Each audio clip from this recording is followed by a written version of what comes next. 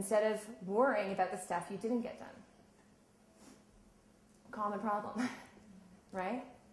And one more thing to add to that, which I was talking about last night, is that fear of things first.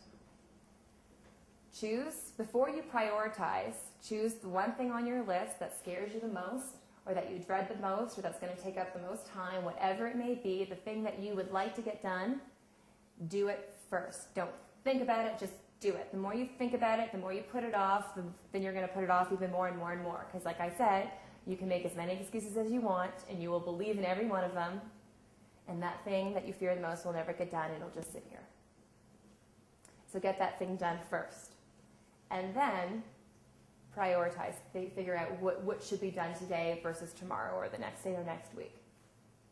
What about the thought if you put in there 2 things to accomplish on a day? You set up the goals, and or your fear, and you take care of them very quickly. And, great. Great. Now, after that, wouldn't it make you feel better? Or a lot of people are like, okay, well, I've got these 2 things done. There may be a few things more I could also get accomplished. Mm-hmm. Do them next, rather than just take the rest of the day off. It'll be like pretty much 6 of one, half the other, whichever we want to do. Right. Yeah, okay. Yeah, absolutely. If you're feeling good about yourself and you got a couple more hours, it's 12 o'clock and you've done everything, then add a couple more. But don't add the rest of the whole list. Yeah. Is that 12 a.m.? Yeah. Exactly. What difference does it make to you? No, that's true. But yeah, it's the key thing here is to obviously create a good business and build a good business, but you got to feel good about yourself in order to do that. You got to feel like you can do it. You got to have that confidence. If you don't have the confidence, you can't do anything.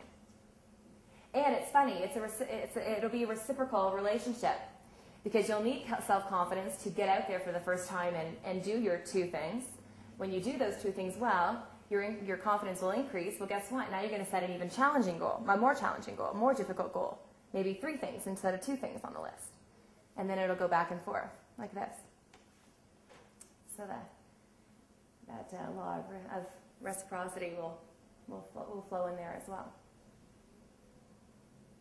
In relationship to the list, I heard not too many years ago a process called the placemat process, because it was done on a placemat in the restaurant. Mm-hmm. And this particular lady was having a problem with her list. Always had more things on her list than she could possibly get accomplished in a day. So the trick is just go through the list. On the left side of the placemat, put the things you know you are going to do that day. On the right side of the list, delegate the rest of those items to the universe. Just